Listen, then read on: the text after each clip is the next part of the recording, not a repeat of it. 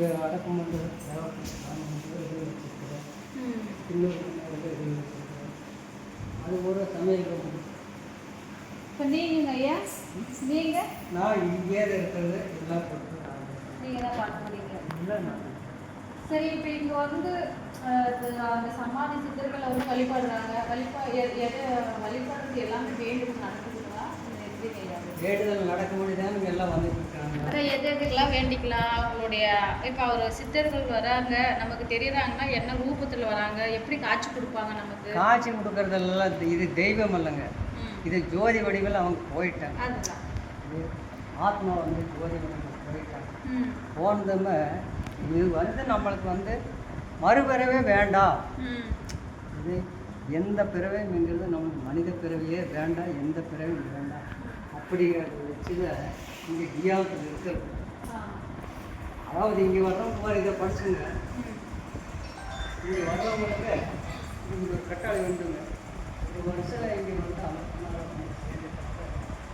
ஒரு வருஷம் ஒரு மாதத்தில் ஒரு வாட்டியாவது வந்து இங்கே நேரமாக தியானத்துக்கு அப்புறம் மறுபடியும் போய்க்கலாம். அப்படி இருந்துட்டு இருந்ததுனாக்கா இங்கே மாதம் மாதம் இங்கே நூற்றி தேவை நடக்குது. அமாவாசை வருதில்லைங்க, அமாவாசை முடிஞ்சது ஞாயிற்றுக்கிழமை. அந்த ஞாயிற்றுக்கிழமை நாளில் ஒரு 100-200 பேர் கிட்டத்தட்ட வர்றாங்க. 200 பேர் கிட்டத்தட்ட வர்றாங்க. அவங்க கூட வந்து இங்கேயே எல்லாத்துக்கும்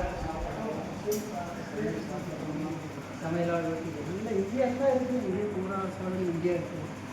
இங்கேயே சாப்பிட்றது எல்லாம் இந்நேரத்துக்கெல்லாம் கட்டி இங்கே வந்துட்டு போயிட்டு இருந்தாக்கா என்ன நம்மளுக்கு ஒரு பலாபலம் எதுக்காக இங்கே நம்ம பூரா எல்லாம் பெரிய பெரிய ஞானிகள் இங்கே இருக்கிறாங்க. எல்லாம் சொல்லுவாங்க. பூரா கொஞ்சம் 100-200 பேர் பூரா இங்கே நடக்கு. ஞானிகள் ஒருத்தர் பேசுவாங்க. அப்படி பேசிக்கிட்டு இருக்கும்போது என்னுடைய வழிமுறைகள்லாம் எப்படி சமாதானம் சொல்லுவாங்க கேட்கலாம். அப்போ நம்மளுக்கு இங்கே வர்றதுக்கு ரொம்ப ஒரு ஆர்வமாக இருக்குது. ரொம்ப ஒரு ஆர்வம் வந்துடுது. அதனால நான் இங்கே மாதம் வந்துடுறேன். நானாக ஒரு அம்மா இதெல்லாம் சொல்கிறேன். சொல்லி இங்கே கடைசியில் அதுலேயுமே உண்டு ஒரு 45 வயசுக்கு மேலே உள்ளவங்களுக்கு தான் இங்கே இடம் உண்டு. 45-50 வயசுக்கு மேலே இருக்கிறவங்களுக்கு தான் இங்கே இடம் உண்டு. சிறு வயசுக்காரருக்கெல்லாம் இங்கே இடம் இல்லை. ஒரு 40-45 இருந்ததுன்னா அப்பேற்பட்டவங்களுக்கு இங்கே இடம் இல்லை. என்ன மாதிரி இதனுடைய கட்டளைக்கெல்லாம் கட்டுப்பட முடியும். இதுக்கெல்லாம் கட்டுப்பட்டாக்கா இங்கே அனுமதி உண்டு. பூரா ஞானி வர்றாங்க. இங்கே பெரிய கலெக்டர் கூட இங்கே வர்றாங்க. டாக்டர், வக்கீல், சூப்பர்வைசர், ஏகப்பட்ட ஆளுகள்லாம் வர்றாங்க. எங்கெங்கேயோ இருந்தெல்லாம் வர்றாங்க. வந்து இங்கே வந்து தியானம் பண்ணிட்டு போகிறாங்க. இது வந்து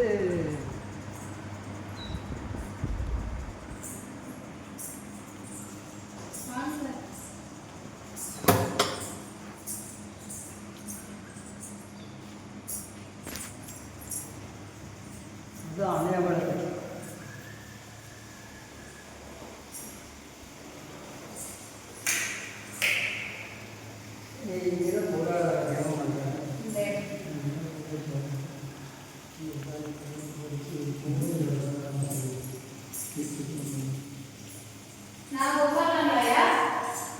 நீங்கள் உங்களுக்கு இதில் அனுபவம் உண்டாங்களா?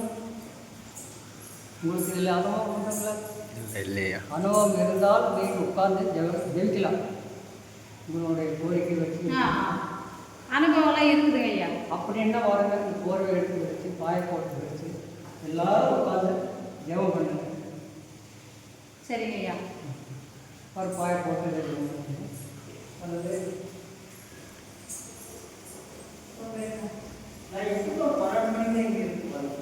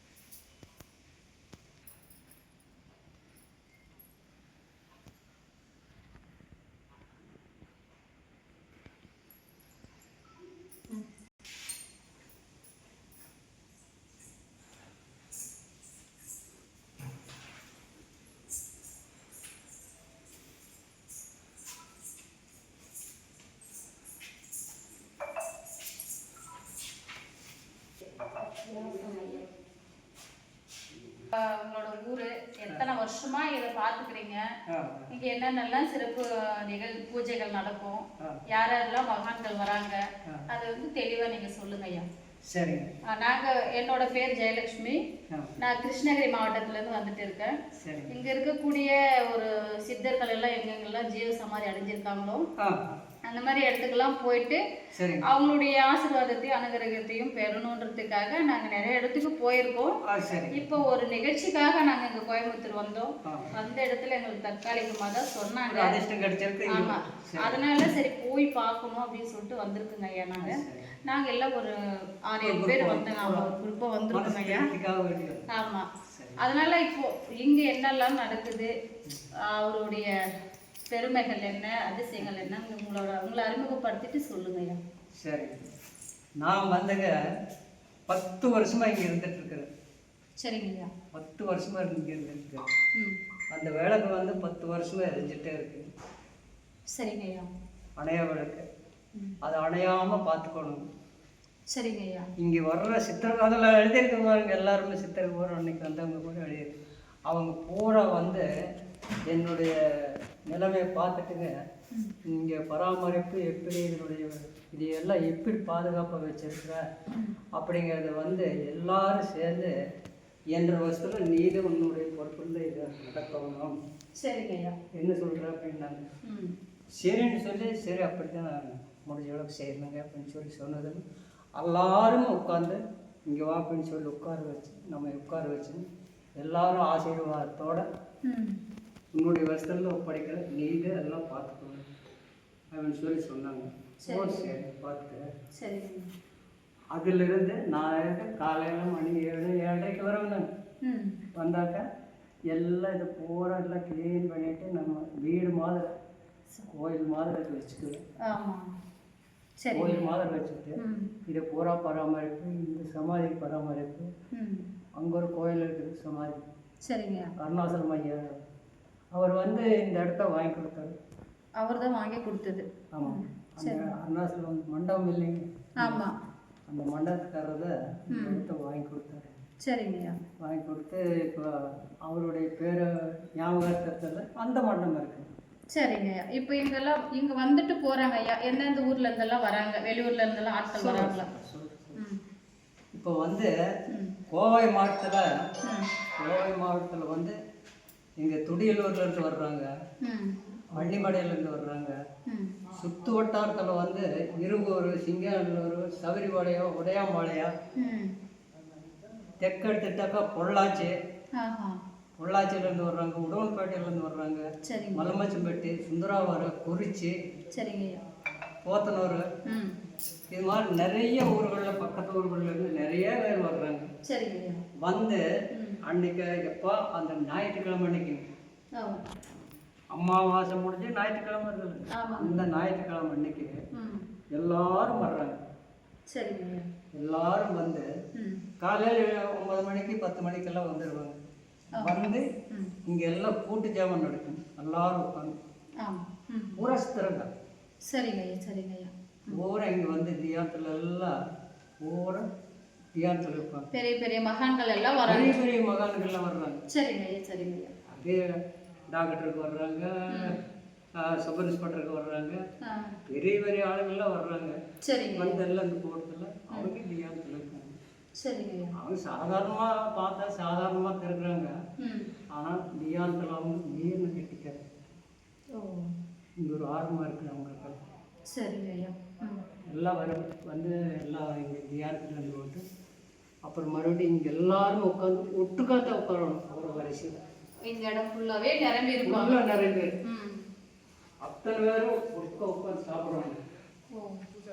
அத்தனை பேரும் உட்காந்து சாப்பிட்டு போட்டு வீடு 2 உள்ளுக்குள்ள போய் ஒரு 5 நிமிஷம் தியானம் பண்ணிட்டு ஐயா போயிட்டு வர மனுஷன் எங்கள் வீட்டுக்கு ஆசீர்வாதம் வாங்கிட்டு நல்லா பார்த்துங்க. எல்லாம் சொல்லிட்டு அப்புறம் அடுத்த மாதம் போது வரும்போது மறுபடியும் அதே மாதிரி தான் அவங்க வந்து தியானத்தில் இருக்காங்க. அப்புறம் இடையில விதமாக அவங்களுக்கு நேரம் கிடைச்சா வர்றாங்க. இடையில வருவாங்க. வந்தாலும் உடனே போய் தியானத்துக்கு 2 போட்டு இப்போ இங்கே தியானம் செஞ்சுட்டு போகிறவங்களுக்கு எல்லா விதமான சகலமும் அவங்களுக்கு கிடைக்குது. அவர் சரிங்க சரிங்க. இங்கே அது மாதிரி நடக்குதுங்க. சரிங்க. நாங்களும் இப்போ அவருடைய ஆசி கிடைக்கணும் அப்படின்னு சொல்லிதான் அவரே எங்களை இழுத்துட்டு வந்துட்டாருன்னு நினைக்கிறேன். நாங்கள் அப்படியே நினைச்சுக்கோங்க. ஆமாம், எங்களுக்கு எல்லா விதமான ஒரு சந்தோஷம் செல்வ செழிப்பு கொடுப்பாருன்னு நம்புறோங்க ஐயா. நாங்கள் அதுலயும் வந்து இப்போ உங்களை சந்திச்சு உங்ககிட்ட அவரை பத்தின ஒரு விளக்கமும் தெரிஞ்சுக்கிறதுக்கு அவர் வந்து சொந்த ஊர் வந்து பாலக்காடுங்க. சரிங்க ஐயா. கேரளா. சொந்த ஊர் கேரளா. அவரெல்லாம் எனக்கு தெரியாது. அவருடைய வாழ்க்கை வரலாறு இங்கே தியாகிகள் வந்து சொல்றாங்க இல்லைங்க. தியானத்தில் இருக்கும்போது அவங்கெல்லாம் பெரிய பெரிய மகானுக்கு சொல்கிறாங்க இவருடைய வாழ்க்கை வரலாறு என்னங்கிறது கூட அந்த கோர்ஸில் வாத்தியார் ஸ்கூல் எப்படி நடக்குது அந்த மாதிரி அவங்க வரலாறு எல்லாத்தையும் சொல்கிறாங்க. சரி, இங்கே பெரிய சப் இன்ஸ்பெக்டர் இருந்தாங்க. சப் இன்ஸ்பெக்டராக இருந்தாங்க.